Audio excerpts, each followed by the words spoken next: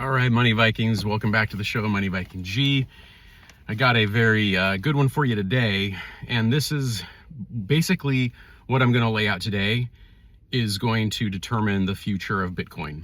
So for you Bitcoin holders out there, and again, I've never advocated more than 5 or 10% of a portfolio to Bitcoin because it is a new asset class. But at the same time, you know, the fundamentals are there in terms of a digital native currency to the internet, a digital currency in the digital age, the concept of scarcity, the concept that it can be transferred peer-to-peer without intermediaries.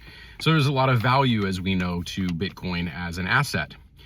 But here's the deal. The Clarity Act is the key bit of news that you need to be watching in the next 24 hours.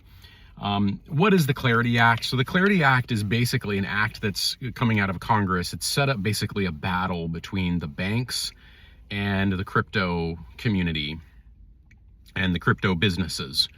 And they're essentially, I'll just get to the heart of it, they're essentially fighting over the concept of yield. And clearly you can understand why. If there is a competitor in terms of providing yield and providing dividends, we'll just call them dividends, yield, percentage back, whatever on your investment.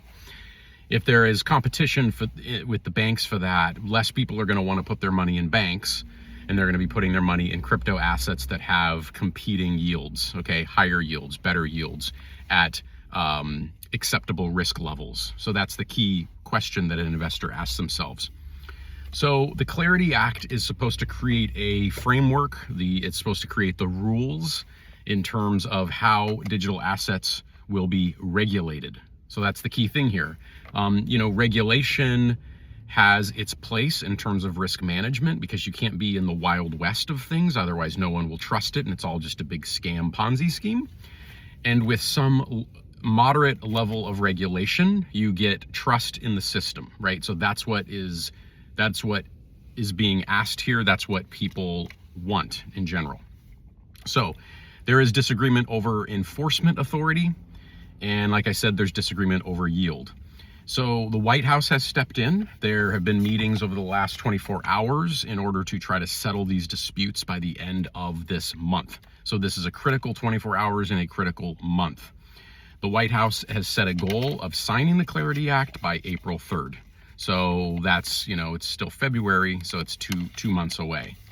Again, when you're thinking of the Clarity Act, just think of the word clarity, clearness. It's about clear rules.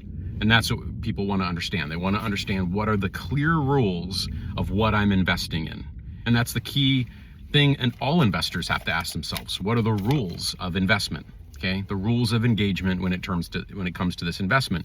Otherwise, no one is going to trust their hard-earned money with anything. They're not going to trust a system that doesn't have clear rules. Things like equities, things like bonds, real estate, they actually all have very clear rules. That's what makes them very attractive as asset classes. At the moment, the White House talks have failed to resolve the bank versus crypto deadlock. So that's basically the big thing. And again, the fight is over yields. And as you can see, this is all about the banks not wanting a lot of competition. So that's the thing to check out and to watch over the next 24 hours is the Clarity Act, and to watch how it unfolds this month. This is a critical month in the world of Bitcoin and crypto. Should be exciting. All right, guys, thanks.